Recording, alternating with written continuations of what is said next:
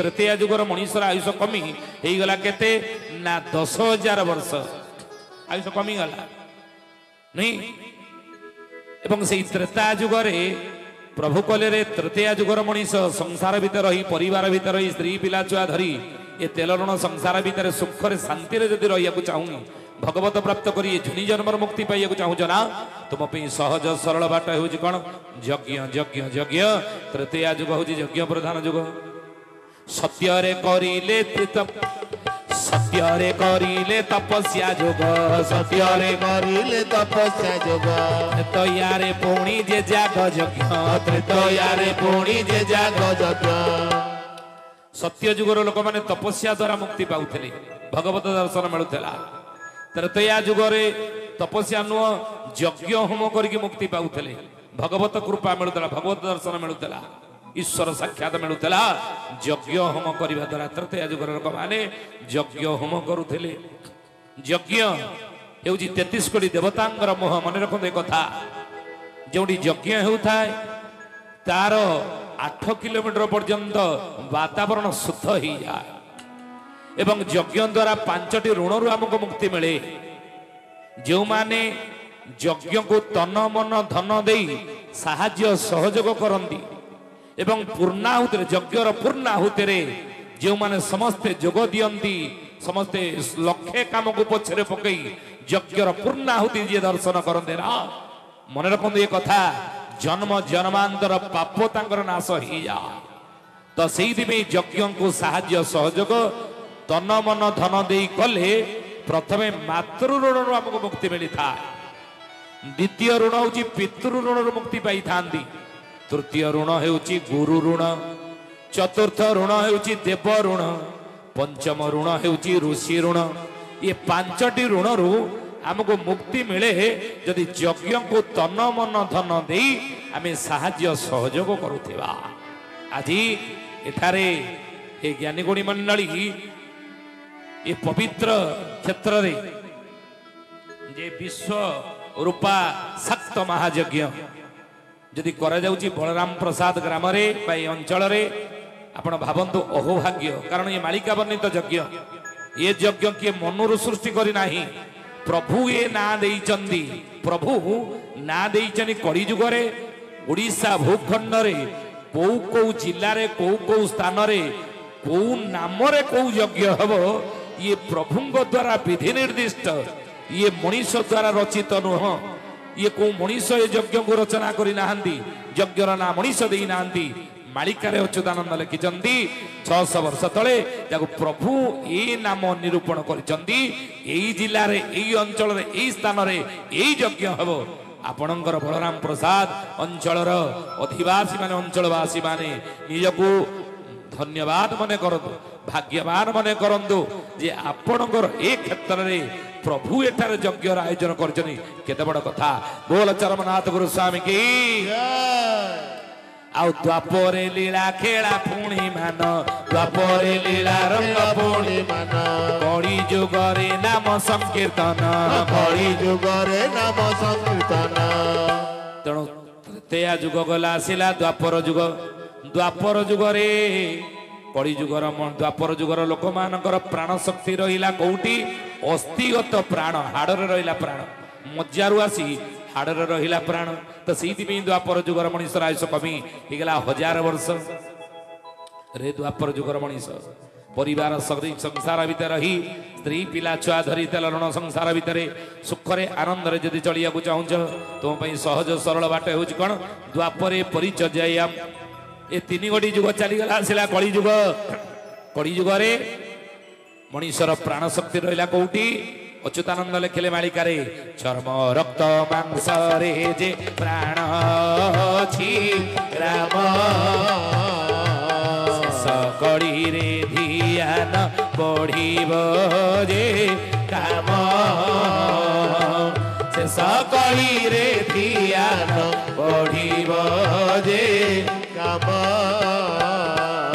से सकड़ी रे ध्यान बढ़िब जे काम चर्म रक्त मांस रे आमर प्राण अच्छी से कली जुगर मनीषर आयुष कमी होगा पूरा 100 वर्ष 100 ବର୍ଷ ଯଦି ଆମେ ଜଣେ ବଞ୍ଚିବା ଜାଣିବା ଯେ ପୂର୍ଣ୍ଣ ଆୟୁ ଭୋଗ କଲେ ବୋଲି ନୁହେଁ, କିନ୍ତୁ କଳିଯୁଗର ମଣିଷର ପୂର୍ଣ୍ଣ ଆୟୁ ହେଲା 120 ବର୍ଷ। ହେ ଜ୍ଞାନୀ ଗୁଣି ମାନେ କାହିଁକି ଆୟୁଷ କମେଇଲା କହିଲେ? ତପସ୍ୟା କଲେ ମୁକ୍ତି ମିଳିବ କଳିଯୁଗରେ? ନା, ସହଜ କଥା ନୁହେଁ। ଯୋଗ କଲେ ମୁକ୍ତି ମିଳିବ। ଅଚ୍ୟୁତାନନ୍ଦ ଲେଖିଲେ ଯୋଗ ମାର୍ଗଟି କଠିନ କୋଟିକେ ଘଟି କରନ୍ତି ଜାନ ଯେ ସେ ହୋ ପଥେ ବହୁ ବାଧା ବିଘ୍ନ ସୁଜନେ ଯେ ସେ ହୋ ପଥେ ବହୁ ବାଧା বিঘ্ন সুজনে যে সে পথে বহু বাধা বিঘ্ন সুজনে যে যোগ মার্গ কলিযুগরে সহজ বাট নুহ। যোগ কেতে 8টি যোগ রয়েছে। কଣ কଣ 8টি যোগ? কଣ? যম, নিয়ম, আসন, প্রাণায়াম, প্রত্যাহার, ধ্যান, ধারণা, সমাধি। এই 8টি রয়েছে যোগ। এই 8টি যোগ মাধ্যমে আমি কଣ করতাম না পরমଙ୍କ সহিত সম্পর্ক যোড়ি থান, ভগবানଙ୍କ সহিত সম্পর্ক যোড়ি থাନ୍ତି। যোগ বলে যোড়িবা। ଏ ଜୀବାତ୍ମା ସେ ପରମାତ୍ମାଙ୍କ ସହିତ ସମ୍ପର୍କ ଯୋଡ଼ିବା ପାଇଁ ଯୋଉ ମାର୍ଗ ଦରକାର ତା ହେଉଛି ଯୋଗର ମାର୍ଗ। ଆଉ ସେ ଯୋଗ କେତେ ପ୍ରକାର? 8ଟି ଯୋଗ, ଅଷ୍ଟାଙ୍ଗ ଯୋଗ କହନ୍ତି। କଳି ଯୁଗରେ ସହଜ ବାଟ ନୁହେଁ। କାହିଁକି ନା ଠାକୁର ଘରେ ବସିଛେ, ଦୀପଟିଏ ଲଗେଇଛେ, ଧୂପଟିଏ ଲଗେଇଛେ ନୁହେଁ, ଏବଂ 2 ହାତ ଯୋଡ଼ି ପ୍ରଭୁଙ୍କୁ ଧ୍ୟାନ କରୁଛେ। ଦୈବାତ ଗୋଟେ ମଶା ଆସିକି ଜଙ୍ଘ ଉପରେ ବସିକି କାମୁଡ଼ିଲା, କଣ କରିବା? କଣ ସେମିତି ଆଖି ବନ୍ଦ କରିକି ହାତ ଯୋଡ଼ି ବସିଥିବା? ନା, ହାତ କାଢିକି ଚଟକଣା ଗୋଟେ ମଶା ଉପରେ ପକେଇବେନି ନୁହେଁ। ଅଚ୍ୟୁତାନନ୍ଦ ଲେଖିଲେ ଇରେ ମଶା କାମୁଡ଼ିଲେ ଧ୍ୟାନ ଭାଙ୍ଗିବ, ମଶା କାମୁଡ଼ିଲେ ଧ୍ୟାନ ଭାଙ୍ଗିବ, ମଶା କାମୁଡ଼ିଲେ ଧ୍ୟାନ ଭାଙ୍ଗିବ, ମଶା କାମୁଡ଼ିଲେ ଧ୍ୟାନ ଭାଙ୍ଗିବ। ଜନ୍ମାନ୍ତର ଯୋଗ ଯାହାର ଥିବ, ଜନ୍ମାନ୍ତର ଯୋଗ ଯାହାର ଥିବ। ଯୋଉଠି ମଶା କାମୁଡ଼ିଲେ ଧ୍ୟାନ ଆମର ଭାଙ୍ଗି ଯାଉଛି। କାହିଁକି? ଚର୍ମ ରକ୍ତ ମାଂସରେ ଯେ ପ୍ରାଣ ଅଛି ରାମ। ଚର୍ମରେ, ରକ୍ତରେ, ମାଂସରେ ଆମର ପ୍ରାଣ ରହିଛି ଜୀବନ। ତେଣୁ ମଶା କାମୁଡ଼ି ଦେଲେ ଧ୍ୟାନ ଭାଙ୍ଗି ଯାଉଛି। ମା ମାନେ ଆପଣ ସବୁ ବସିଛନ୍ତି, ଚପଲ ବାହାରେ ସବୁ ଥୋଇ ଦେଇକି ଆସିଛନ୍ତି ନୁହେଁ। ଏଠି ବସିକି ଥିବେ, ଯଦି ମନ ଭିତରେ ଆସୁଥିବ ଚପଲଟା ବାହାରେ ଥୋଇ ଦେଇ ଆସିଥିଲି, ଗଲା ବେଳକୁ ଆଉ ଥିବ କି ନାହିଁ କି ନେଇ ପଳେଇଦେବ। ଯଦି ଚପଲ କଥା ମନ ଭିତରୁ ଆସିଥିବ ତାହେଲେ କଣ ସତ୍ସଙ୍ଗରେ ମନ ଲାଗିବ? ନା। କରିମାଳା ଧରି ଜୁହା ବୋଲୁଥିବ ରେ ବାବୁ, ବୋଲୁଥିବ ହରେ ମନ ରହିଥିବ ଯେବେ ଯାଇବି ସୟାରେ ବାବୁ, ଯାଇବି ସୟାରେ। ବୋଲେ ବାବୁରେ ହାତରେ ମାଳା ଗଡ଼ଉଥିବା, ଓଟପାଟି ପ୍ରଭୁ ନାମ ବୋଲୁଥିବ, ମନ ବିଷୟା ଠାରେ ଥିବ। ଏ ଭଜନ ପ୍ରମାଣ ଯେ ଏଥିକି ନୁହଁ ବାବୁ, ଏଥିକି ନୁହଁ ମନ ରହିଥିବ ସଦା ପଦ୍ମ ପାଦ ଧୋଇ ବାବୁ, ପଦ୍ମ ପାଦ ଦୁଇ। ବୋଲ ଚରମନାଥ ଗୁରୁ ସ୍ୱାମୀ କି। ସେଇ ଚରମରେ ପାଦ ପଦ୍ମରେ ମନ ଲଗେଇଥା ଚରମ ଠାରେ ବାବୁରେ କଳିକଳ୍ପରୁ ଉଦ୍ଧାର ପାଇଯିବୁ। ତ ସେଇଥିପାଇଁ ହେଇ ଜ୍ଞାନୀ ଗୁଣୀ ମଣ୍ଡଳୀ ସମାଧି, ଧ୍ୟାନ, ଧାରଣା, ତପସ୍ୟା ଇଏ ସହଜ ବାଟ ନୁହେଁ। ଅଷ୍ଟାଙ୍ଗ ଯୋଗ, ଇ ଯୋଗ କରି କଳିଯୁଗରେ ଭଗବତ ପ୍ରାପ୍ତ କରିବା, ମୁକ୍ତି ପାଇବା ସହଜ କଥା ନୁହେଁ। ସେଇ ସହଜ ବାଟ ପ୍ରଭୁ ଆମ ପାଇଁ କରିଛନ୍ତି। ମୋ ଚର୍ମନାଥ ଗୁରୁସ୍ୱାମୀ କେଶବ ସୁନ୍ଦର କଳିଯୁଗର ମଣିଷକୁ ଉପଦେଶ ଦେଇ କହିଛନ୍ତି, ରେ କଳିଯୁଗର ମଣିଷ ସଂସାର ଭିତରେ ରହି, ପରିବାର ଭିତରେ ରହି, ସ୍ତ୍ରୀ ପିଲା ଛୁଆ ସ୍ୱାମୀ ଶାଶୁ ଶ୍ୱଶୁର ଧରି ସୁଖରେ ଶାନ୍ତିରେ ଆନନ୍ଦରେ ଚଳି ଭଗବତ କୃପା ଲାଭ କରି ଯଦି ଏ ଯୋନି ଜନ୍ମର ମୁକ୍ତି ପାଇବାକୁ ଚାହୁଁଛ ନା, ତାହେଲେ ଅଷ୍ଟାଙ୍ଗ ମାର୍ଗ ନୁହଁ, ମୁଁ ସେ ଅଷ୍ଟାଙ୍ଗ ମାର୍ଗକୁ ସରଳ କରିଦେଇଛି ତୋ ପାଇଁ। ପରିବାର ଭିତରେ ରହି ତୁ ସେ ଅଷ୍ଟାଙ୍ଗ ମାର୍ଗର ଯଦି ଆଦର୍ଶକୁ ମାନିବୁ, କେମିତି ନା ତାକୁ ମୁଁ ଯେମିତି କ୍ଷୀରକୁ ମନ୍ଥନ କଲେ ଏବଂ କ୍ଷୀରକୁ ବସେଇଦେଲେ ନିଆଁରେ କ'ଣ ସର ପଡ଼ିବ, ସରକୁ ଆମେ ମହି ପକେଇବା, ବସା ଦଇ ହେବ, ବସା ଦେବି ମନ୍ଥନ କଲେ ଲହୁଣୀ ବାହାରିବ। ମୁଁ ଅଷ୍ଟାଙ୍ଗ ଯୋଗଟାକୁ ମନ୍ଥିକି ତା ଦେହରୁ ଲହୁଣୀ ବାହାର କରିଦେଇଛି, ସେଇଟାକୁ ତୁ ଧର। କ'ଣ ଅଷ୍ଟ ଅଙ୍ଗ ଲଗାଇ ତୁ ପ୍ରଣାମ କରିବୁ ବାବୁ ପ୍ରଣାମ କରିବୁ ସହଜ ସୂତ୍ରରେ ରାମ କଳିକି ତରିବୁ ବାବୁ କଳିକି ତରିବୁ ଅଷ୍ଟାଙ୍ଗ ଯୋଗର ଫଳ ରେ କଳି ଯୁଗର ମଣିଷ ତୁ ସାଷ୍ଟାଙ୍ଗ ପ୍ରଣାମ ମାଧ୍ୟମରେ କଳି ଯୁଗରେ ତୁ ପାଇପାରିବୁ। ସାଷ୍ଟାଙ୍ଗ ପ୍ରଣାମ ବିଧି ମୋ ପ୍ରଭୁ ଚରମନାଥ ଗୁରୁ ସ୍ୱାମୀ ବତେଇଛନ୍ତି। ଆଉ ମଧ୍ୟ କିଭଳି ବତେଇଛନ୍ତି ନା ମହାପୁରୁଷ କହିଲେ ଓଷ ଚିନି ମନ୍ତ୍ର ଦେବେ ଗୁରୁ ରୂପେ ଜାଣ ବାବୁ ଗୁରୁ ରୂପେ ଜାଣ ଦେଖି ପ୍ରଣାମକୁ କରିଥିବୁ ଟାଣ ବାବୁ କରିଥିବୁ ଟାଣ ଚିନି ମନ୍ତ୍ର ଦେବେ ଗୁରୁ ରୂପେ ତ ସେଇଥିପାଇଁ ଆସିଛନ୍ତି ନା। ସମସ୍ତ କୋଷ ସମସ୍ତଙ୍କର ସମାନ ନୁହଁ, ସମସ୍ତଙ୍କର କୋଷ ଅଲଗା ଅଲଗା, ସମସ୍ତଙ୍କର ସଂସ୍କାର ଅଲଗା ଅଲଗା, ତ ତାକୁ ଦେଖିକି ସମସ୍ତଙ୍କୁ ଏଇ ମନ୍ତ୍ର ଅଲଗା ଦେଇଥିବେ ନୁହେଁ। ଆଉ ପ୍ରଣାମ ସ୍ନାୟୁ ଦେଖି ପ୍ରଣାମକୁ କରିଥିବୁ ଟାଣ ନିଜ ନାମେ ମନ୍ତ୍ର ଦେବେ ନିଜେ ହୋଇ ଗୁରୁ ବାବୁ ନିଜେ ହୋଇ ଗୁରୁ ଯୁଗ ଶେଷେ ଆସନ୍ତି ସେ ଯୁଗ କଳ୍ପ ତରୁ ବାବୁ ଯୁଗ କଳ୍ପ ତରୁ କହିଲେ ବାବୁରେ ନିଜ ନାମେ ମନ୍ତ୍ର ଦେବେ ନିଜେ ହୋଇ ଗୁରୁ ଯୁଗ ଶେଷେ ଆସନ୍ତି ସେ ଯୁଗ କଳ୍ପତରୁ ଯୁଗର ଶେଷ ସମୟରେ କଳି ଯୁଗ ଶେଷ ଅଙ୍କରେ ମୁହିଁ ଜନ୍ମ ହେବି ପିତା ଯଦୁ ମାତା ସୁକାନ୍ତି ତାଙ୍କ କୋଳରେ ଥିବି। ବୁଝିଲେ? ତେଣୁ ଶେଷ ଅଙ୍କରେ ଯୁଗ ଶେଷେ ଆସନ୍ତି ସେ ଯୁଗ କଳ୍ପତରୁ କଳି ଯୁଗ ଶେଷ ବେଳେ ସେଇ ପ୍ରଭୁ ହିଁ ଆସନ୍ତି। हे ज्ञानी गुणी मंडली आसीचंदी मध्य तेणु सी साष्टांग प्रणिपात विधि की आमे मानिक चलिबा किमिति साष्टांग प्रणिपात करिबा महापुरुष लेखिले कहले बाबूरे उदय कहले उदय अस्ते पाड़ धर्म प्रणाम कर इ नियम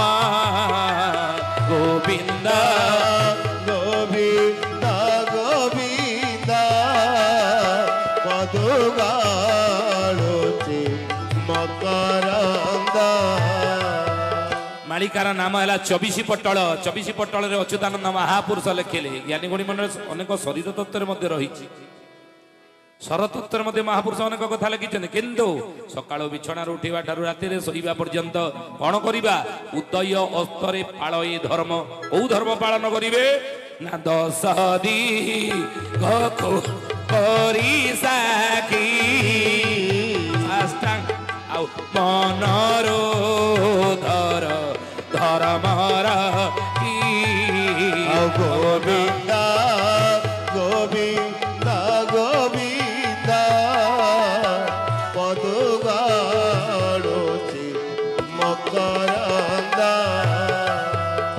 सदिग को करी साखी मनरो धर धर्म रखी हे ज्ञानी गुणी मंडली किमिति करिबा 12 12 उदय साष्टांगे कर दंडवत गोविंद गोविंद गोविंद पदुगाळुचे मकरंद निष्कामे बंचिब ए मार्गे निरते करी सेवा मते प्रभु कहिले साष्टांग प्रणिपात विधि तुम्हें कौन जानी निय साष्टांग प्रणिपात कर साष्टांग प्रणिपात विधि आपण माने अनेक जानी थिबे तेणु कहिबार कथा ଭଗବାନଙ୍କ ବିଷୟରେ କଳିଯୁଗରେ ପ୍ରଭୁଙ୍କର ଅବତାର ବିଷୟରେ ଜନ୍ମ ସମ୍ବନ୍ଧରେ କେଉଁ କ୍ଷେତ୍ର କେଉଁ ସ୍ଥାନ କେଉଁ ଜାଗା କେଉଁ ଦେଶ କେଉଁ ରାଜ୍ୟ କେଉଁ ଜିଲ୍ଲା କେଉଁ ଗାଁ ଏବଂ ପିତାମାତାଙ୍କ ନାମ କ'ଣ ହେଇଥିବ ପ୍ରଭୁଙ୍କ ନାମ କ'ଣ ହେଇଥିବ ଏବଂ ସଂସାରକୁ କେଉଁ ରୂପରେ ସେ ଆସିଥିବେ ଏବଂ କ'ଣ ସଂସାରକୁ ବାର୍ତ୍ତା ଦେଇକି ଯିବେ ଆମମାନଙ୍କର ଉଦ୍ଧାର ପାଇଁ କି ଶିକ୍ଷା ଦେଇକି ଯିବେ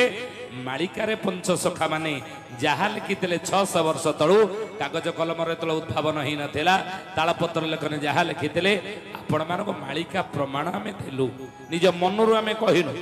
ମାଳିକାରେ ଯାହା ଯାହା ପଞ୍ଚସଖା ମାନେ ଲେଖିଛନ୍ତି ତାହାକୁ ଆମେ ମଧ୍ୟ ଏକ ପ୍ରମାଣ ଦେଲୁ ତେଣୁ ହେ ସୁଧୀଜାନେ ଏଇ ନିୟମରେ ରହିଲେ ପାହାଡ଼ ଭଳି ବିପଦ ଯଦି ଆଗକୁ ଥିବ ଆଗକୁ ଯଦି ମାଳିକାରେ ବର୍ଣ୍ଣନା ହିଁ ଅଛି 24 ରୁ 27 ମସିହା ଅଚ୍ୟୁତାନନ୍ଦ ମହାପୁରୁଷ ଲେଖିଛନ୍ତି ମାଳିକାରେ 7 ଦିନ ଯେ ଅନ୍ଧାରର ବଉଳ ସୂର୍ଯ୍ୟ ନ ହୋଇବେ ଦେଖା ଶୃଗାଳ କୁକୁର ଘରେ ପଶି ଯିବେ କେହି ନ କରିବେ ରକ୍ଷା ଆଉ ବେଶୀ ବେଳ ଲୋ ବଉଳ ନିକଟେ ହୋଇବ ଦେଖା ପଞ୍ଚସଖା ମାନେ କହି ଯାଇଛନ୍ତି ପୁରାଣେ ଯାଉଛି ଲେଖା 24 করে চামুন্ডা মাতিবে যগ্নিগণ সহিতেণ ঘরে ঘরে পশি রক্ত দেবে শোষি বান্টি নেই পড়া গ্রাম জয় জগন্নাথ পতিত পাবন ওড়িশা বড় ঠাকুর অল্প বটবাসী প্রভু ব্রহ্মরাশি কড়ি কড়ু সনাসন 24 অঙ্করে চামুন্ডা মাতিবে যগ্নিগণ 24 মସିହା চামুন্ডা মাতিবে যগ্নিগণ সহিতেণ ঘরে ঘরে পশি রক্ত দেবে শোষি বান্টি নেই পড়া গ্রাম চণ্ডী চামুন্ডা মানে জোরে মাতিবে বলি মালিকারে লেখা আছে রোগ রূপে যোগ মাইয়া শরীরে খেড়িব কাহার আয়ত বাবু সেঠারে নথিব রোগ রূপরে যোগ মাইয়া মଣିଷ শরীরে খেল খেলিবে বলি অচ্ୟୁତାନନ୍ଦ ମହାପୁରୁଷ ଲେଖିଲେ ଦୁର୍ଭିକ୍ଷ ପଡ଼ିବ ଲୋକେ ଯିବେ ମହୁ ମରି 64 ରୋଗ ଭ୍ରମ ଥିବ ଫେରି ଫେରି 64 ପ୍ରକାର ରୋଗ ସଂସାର ଘୁରି ବୁଲିବ ମନ ଦେଇକି ଶୁଣନ୍ତୁ ଏ କଥା ଗୋଟିଏ ଦୁଇଟି ରୋଗ ନୁହଁ ଅଚ୍ୟୁତାନନ୍ଦ ଲେଖିଛନ୍ତି ଘରେ ଘରେ ମେଡିକାଲ ଖୋଲିବ ଯାହା ଘରକୁ ପଶିଯିବେ ଟେବୁଲ ତାଙ୍କ ଘରେ ଆଉ ଥାଉ କ'ଣ ନଥାଉ ବରଂ ଟେବୁଲ ଉପରେ ମେଡିସିନ ନିଶ୍ଚିତ ଥୁଆ ହେଇଥିବ ଦେଖିବେ ସମସ୍ତଙ୍କ ଘରେ ମେଡିସିନ ଥିବ ଟେବୁଲ ଉପରେ ତେଣୁ ନିରୋଗୀ ହୋଇ ଜଣେ କେହି ରହିବେ ନାହିଁ ଇଏ 24 ମସିହାରେ ଏଇ ଘଟଣା ଆପଣ ଦେଖିବେ ରୋଗ ବୈରାଗ ଜୋରେ ବଢିବ ନାଇଁ ଆହୁରି ମହାପୁରୁଷ ମଧ୍ୟ ମାଳିକାରେ ଲେଖିଲେ ଯେ ଚଣ୍ଡୀ ଚାମୁଣ୍ଡା ମାନେ ଚଣ୍ଡୀ କି ଅଷ୍ଟଚଣ୍ଡୀ ମାନେ କି ଯାଜପୁରରେ ହେଲେ ବିରଜା ଝଙ୍କଡ଼ରେ ରହିଲେ ସାରଳା ବାଙ୍କିରେ ରହିଲେ ଚର୍ଚିକା ଆପଣଙ୍କ ତାଳଚେରରେ ଗୋପାଳପୁରରେ ରହିଲେ ହିଙ୍ଗୁଳା ଅଗ୍ନି ସ୍ୱରୂପା ଏବଂ ପୁରୀରେ ରହିଲେ ବିମଳା ନାଇଁ କାକଟପୁରରେ ରହିଲେ ମଙ୍ଗଳା ବାଣପୁରରେ ରହିଲେ ଭଗବତୀ ସମଲପୁରରେ ରହିଲେ ସମଲାଇ ଏ ଅଷ୍ଟଚଣ୍ଡୀ ଚଣ୍ଡୀ ମାନଙ୍କର ସହଚରୀ ହେଉଛନ୍ତି କି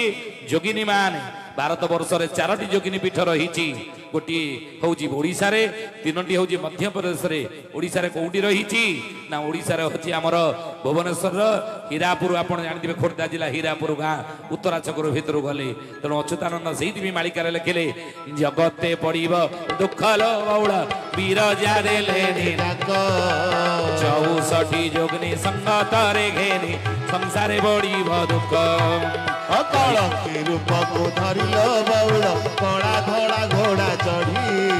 କୃଷ୍ଣ ବଳରାମ ମେଞ୍ଚ ସକାରି ହାତ ଖଣ୍ଡା ଧରି ଏ ଜଗତକୁ ଦିନେ ଦୁଃଖ ପଡ଼ିବ ବିରଜା ଦେଖାଲେଣି କୋଉ ଡାକ ଦେଲେଣି ବିରଜା ଭୈରବୀ ଡାକ ଦେବଲୋ ବଉଳ ଜାଣ ଏ ଅଳପ ଦିନେ ମାଳିକା ବଚନ ନ ହୋଇବ ଆନ ଦେଖିବୁ ଦୁଇ ନୟନେ ଆଉ ନାହିଁ ଆଉ ବେଶୀ ବେଳ ଲୋ ବଉଳ ନିକଟେ ହୋଇବ ତାଳି ତାଳି ହୁଡ଼ାହୁଡ଼ି ହରିବ ମାନେ କହି ଯାଇଛନ୍ତି ପୁରାଣେ ଯାଉଛି ଲେଖା ମହାପୁରୁଷ ଲେଖିଲେ କଥା ଆମେ କହୁନୁ ଭୈରବୀ ଡାକ ଦ୍ୱାପର ଯୁଗରେ ହେଇଥିଲା କୋକୁଆ ଭୟ କଳି ଯୁଗରେ ଭୈରବୀ ଡାକ ଗୋଟେ ହବ କୋଉଠୁ ହବ ଭୈରବୀ ଡାକ ଭୈରବୀ ମୁଣ୍ଡିଆ ଗୁପତ ହୋଇଛି ଦେବୀ ଡାକ ଦିନେ ହେବ ଯାହାର କାନରେ ଏହା ସମ୍ଭାଇବ ଅକାଳ ମରଣ ହେବ ভজ রাধে কৃষ্ণ জপ রাধে কৃষ্ণ ভজ রাধে কৃষ্ণ হরি হরি নাম গোটে তুমে ধরুলে সংসার হইব পারি बोल चरमनाथ गुरु स्वामी की ये 24 मसीहा कथा कहूँ एया हम आगे बुझेले बहुत टाइम जीव कि 24 रे गोटे इलेक्शन आसूसी এই ইলেকশন বর্তমান চালছি ঘড়ি অচ্যুতানন্দ ইয়ার মধ্যে ভবিষ্যৎবাণী করেছেন কଣ না রাজনীতি স্তর হেব অস্থির রাজনীতি স্তর হেব অস্থির নেতা মানে সবু নহিবে স্থির নেতা মানে সবু নহিবে স্থির 24 ইলেকশন টা কଣ হব রাজনীতি স্তর অস্থির হইଯିବ 14 ରେ ହେଇ ନଥିଲା ଅସ୍ଥିର 19 ରେ ହେଇ ନଥିଲା କିନ୍ତୁ 24 ଇଲେକଶନ ଟା ଗୋଳମାଳିଆ ହେଇଯିବ ଅସ୍ଥିର ହେଇଯିବ କିଏ ସ୍ଥିର ଅଛନ୍ତି ନେତା ମାନେ ସବୁ ନହିବେ ସ୍ଥିର କୋଉ ଦଳରେ କୋଉ ନେତା ସ୍ଥିର ହେଇ ରହିବେ ନାହିଁ ଫାଙ୍କ ଫାଙ୍କ ସବୁ ଦଳରେ ହେବ ଫାଙ୍କ ଫାଙ୍କ ସବୁ ଦଳରେ ହେବ ମହତ ପଣିଆ କାର ନଥିବ ମହତ ପଣିଆ କାର ନଥିବ ସବୁ ଦଳରେ ଫାଙ୍କ ଫାଙ୍କ ହେବ ମହତ ପଣିଆ କାର ରହିବ ନାହିଁ ଅଛି ଯିଏ ଟିକେଟ ନ ପାଇଲା ସେ ଦଳର ଫାଙ୍କ ସୃଷ୍ଟି ହେଲା ଅସନ୍ତୁଷ୍ଟ ଗୋଷ୍ଠୀ ନାଇଁ ମହତ ପଣିଆ କାର ଅଛି ଯିଏ ସକାଳେ ଗୋଟିଏ ଦଳରେ ଅଛି ଟିକେଟ ନ ପାଇକି ସନ୍ଧ୍ୟା ବେଳକୁ ଆର ଦଳକୁ ପରିବର୍ତ୍ତନ ମହତ ପଣିଆ କାର ଅଛି ମତେ ବଡ ଦୁଃଖ ଲାଗୁଛି ଏଗୁରା ଭାବିଲା ବେଳକୁ ଆପଣ ଥରେ ଭାବିଲେ ଯେ ଭାବନ୍ତୁ କଣ ବର୍ତ୍ତମାନ ପରିସ୍ଥିତି କଣ ଅଚ୍ୟୁତ ଲେଖିଲେ ମାଳିକାରେ 24 ଇଲେକ୍ସନ ରେଜଲ୍ଟ କଣ କହିଲେ ବାବୁରେ କଣ ହେବ ନା ଏଭଳି ପରିସ୍ଥିତି ହେବ ରାଜକର୍ମୀ ମାନେ ଚୋରି ଯେ କରିବେ ରାଜସ୍ୱ ନିଜସ୍ୱ ଭାବି ରାଜକର୍ମୀ ମାନେ ଚୋରି ଯେ କରିବେ ରାଜସ୍ୱ ନିଜସ୍ୱ ଭାବି ରାଜକୋଷରେ ଯେ ଚାବିଟି ପଡ଼ିବ ଅମଲା ହାତରେ ଛାବି ଜୟ ଜଗନ୍ନାଥ ପତିତ ପାବନ ଓଡ଼ିଶା ବଡ଼ ଠାକୁର କଳ୍ପ ବଟବାସୀ ପ୍ରଭୁ ବ୍ରହ୍ମ ରାଶି କଳି କଳୁଷ ନାଶନ ରାଜକର୍ମୀ ମାନେ ଚୋରି ଯେ କରିବେ ରାଜସ୍ୱ ନିଜସ୍ୱ ଭାବି ରାଜକୋଷରେ ଯେ ଅବିଚାର ହେବ ଅମଲା ହାତରେ ଚାବି ରାଜନୀତି 24 ଅମଲା କି ଆପଣ ସବୁ ବୁଝି ଯାଉଥିବେ ମନ୍ତ୍ରୀଙ୍କ ହାତରେ ଚାବି ଅଛି ଚାବି କାହା ହାତରେ ଅଛି ଅମଲା ହାତରେ ଚାବି ଅଚ୍ୟୁତାନନ୍ଦ 600 ବର୍ଷ ତଳେ ଲେଖିଥିଲେ ଦେଖନ୍ତୁ କେବେ ଦିବ୍ୟ ଦୃଷ୍ଟି ଆଜି ହଉଛି 13 ଦିନ ଆଜି ପକ୍ଷ ହୋଇବ 13 ଦିନ ଆଜି ପକ୍ଷ ହୋଇବ 23 ଥର ପକ୍ଷ କ୍ଷୟ ହେବ 23 ଥର ପକ୍ଷ କ୍ଷୟ ହେବ ତେଲେଙ୍ଗା ଦଳ ଧସାଇ ପଶିବେ ତେଲେଙ୍ଗା ଦଳ ଧସାଇ ପଶିବେ 13 କଦମ୍ବରେ ଧରା ହୋଇବେ 13 କଦମ୍ବରେ ଧରା ହୋଇବେ ତେଲେଙ୍ଗା ଶାସନ ଓଡ଼ିଶା ହେବ ତେଲେଙ୍ଗା ଶାସନ ଓଡ଼ିଶା ହେବ ଟିକେ ଟିକେ ବାବୁ ମନେ ରଖିବ ଟିକେ ଟିକେ ବାବୁ ମନେ ରଖିବ 23 ଲକ୍ଷଟି ବୀର ଯେ 13 ଦିନ ମଧ୍ୟରେ ହାଣ ଖାଇଯିବେ ଲିଙ୍ଗ ଠାରୁ ଚଉଦ୍ୱାର ଯେ 13 ଦିନ ମଧ୍ୟରେ ହାଣ ଖାଇଯିବେ ଲିଙ୍ଗ ଠାରୁ ଚଉଦ୍ୱାର ଯେ ମହାପୁରୁଷ ଲେଖିଛନ୍ତି କି ଭୁଲ ବୁଝିବେନି ସବୁ ଅନୁପ୍ରାସରେ ଲେଖିଲେ ବୁଝିଲେ ଆଗରୁ ବିବେକୀ ହୋଇବ ବିଜୟ ଆନନ୍ଦ ବିବେକୀ ହୋଇବ ବିଜୟ ଆନନ୍ଦ ବିରାଟ ନରେଶ ଜାଣେ ଛନ୍ଦ ବିରାଟ ନରେଶ ଜାଣେ ଛନ୍ଦ ବଳେ ଓଡ଼ିଶାରେ ଧନୀ ହୋଇବ ବଳେ ଓଡ଼ିଶାରେ ଧନୀ ହୋଇବ ବଳେ କୌଶଳେ ଉଠେଇ ନବ ବଳେ କୌଶଳେ ଉଡ଼ାଇ ନେବ ବଳେ ଅପଯଶ ପାଇ ଯେ ବାରଣ ବେଳକୁ ତାର ପୋଷ୍ୟ ପୁଅ ଦେଶରେ କୀର୍ତ୍ତି ରଖିବ ଯେ ବାରଣ ବେଳକୁ ତାର ପୋଷ୍ୟ ପୁଅ ଦେଶରେ କୀର୍ତ୍ତି ରଖିବ ଯେ ରାଜନୀତି କଥା କହୁଛୁ ଆପଣ ମନ ଦେଇକି ଶୁଣନ୍ତୁ କହିଲେ ବିବେକୀ ହୋଇବ ବିଜୟ ଆନନ୍ଦ ବୁଝିଲେ ବିଜୟ ଆନନ୍ଦ କହିଲେ ବିଜୁ ପଟ୍ଟନାୟକ ବିରାଟ ନରେଶ ବରେ ପୁଣି ବରେ ଲେଖିଲେ ବିରାଟ ନରେଶ ଜାଣେ ଛନ୍ଦ ଇଏ ଦ୍ୱାପର ଯୁଗରେ ଥିଲେ ବିରାଟ ରାଜା ଚୌଦ୍ୱାର ତା ନାଁ ହେଇଛି ଆଜି ଇଏ ଦ୍ୱାପର ଯୁଗରେ ବିରାଟର ରାଜା ଥିଲେ କି ବିଜୁ ପଟ୍ଟନାୟକ ବୁଝିଲେ ବିରାଟ ରାଜା ଥିଲେ କଳି ଯୁଗରେ ବିଜୁ ପଟ୍ଟନାୟକ ହେଲେ ବଳେ ଓଡ଼ିଶାରେ ପୁଣି ବରେ ଲେଖିଲେ ବନୁପ୍ରାସରେ ବଳେ ଓଡ଼ିଶାରେ ଧନୀ ହୋଇବ ଓଡ଼ିଶାରେ ଧନୀ ହେଇ ସିଏ ଥିଲେ ବିଜୁ ପଟ୍ଟନାୟକ ନୁହେଁ ପୁଣି ବରେ ଲେଖିଲେ ବଳେ କୌଶଳେ ଉଡେଇ ନେବ କୌଶଳରେ ଉଡେଇକି ଇଣ୍ଡୋନେସିଆରୁ ଏରୋପ୍ଲେନ ଡାକଟାରେ ନେଇକି ପଳେଇ ଆଇଲେ ନୁହେଁ ଆଉ ପୁଣି ବରେ ଲେଖିଲେ ବଳେ ଅପଯଶ ପାଇଯେ 3 ଥର ଲଗାତାର ଇଲେକ୍ସନ ହାରି ବିଜୁ ପଟ୍ଟନାୟକ ଅପଯଶ ପାଇଥିଲେ ଓଡ଼ିଶାରେ ନୁହେଁ ବଳେ ଅପଯଶ ପାଇଯେ ପୁଣି ବରେ ଲେଖିଲେ ବାରଣ ବେଳକୁ ତାର ପୋଷ୍ୟ ପୁଅ ଦେଶରେ କୀର୍ତ୍ତି ରଖିବ ଯେ ବାରଣ ବେଳ କହିଲେ କଣ ଶେଷ ବେଳେ ତାର ପୋଷ୍ୟ ପୁଅ ପୋଷିଲା ପୁଅ ପୋଷି ହଉଥିବା ପୁଅ ବାହାରେ ରହୁଥିଲେ ପୋଷି ହଉଥିଲେ ନା ଦେଶରେ କୀର୍ତ୍ତି ରଖିବେ ଯେ କେତେ ଥର କୀର୍ତ୍ତି ରଖିଲେଣି ଦେଖନ୍ତୁ ନୁହେଁ ତେଣୁ ଓଡ଼ିଶା ବର୍ତ୍ତମାନ ଆମେ ଶାସିତ କାହା ଦ୍ୱାରା ହଉଛେ ନା ବିରାଟ ରାଜାଙ୍କ ପୁଅ ଦ୍ୱାରା ବୁଝିଲେ କିନ୍ତୁ ୟା ପରେ ବୁଝିଲେ ଆପରେ କଣ ହବ ଆମେ କହିଛୁ 13 ଦିନ ଆଜେ ପକ୍ଷ ହୋଇବ 13 ଦିନ ଆଜେ ପକ୍ଷ ହୋଇବ 23 ଥର ପକ୍ଷ କ୍ଷୟ ହେବ 23 ଥର ପକ୍ଷ କ୍ଷୟ ଯିବ ଲେଙ୍ଗା ବଳ ଧସାଇ ପଶିବେ ଲେଙ୍ଗା ବଳ ଧସାଇ ପଶିବେ 13 କଦମରେ ଧରା ହୋଇବେ 13 କଦମରେ ଧରା ହୋଇବେ 23 ଲକ୍ଷଟି ବିରଜେ 13 ଦିନ ମତେ ହାଣ ଖାଇଯିବେ ଲିଙ୍ଗ ଠାରୁ ଚଉଦ୍ୱାର ଯେ 13 ଦିନ ମତେ ହାଣ ଖାଇଯିବେ ଲିଙ୍ଗ ଠାରୁ ଚଉଦ୍ୱାର ଯେ ବୋଲ ଚରମନାଥ ଗୁରୁସ୍ୱାମୀ କି